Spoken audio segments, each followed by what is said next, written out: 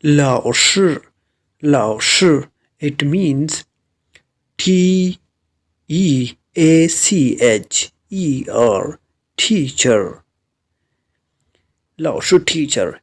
医生 doctor, doctor. 护士 it means nurse, nurse. 工程师 it means engineer, engineer. 商人 it means businessperson, business person. 企业家 it means entrepreneur,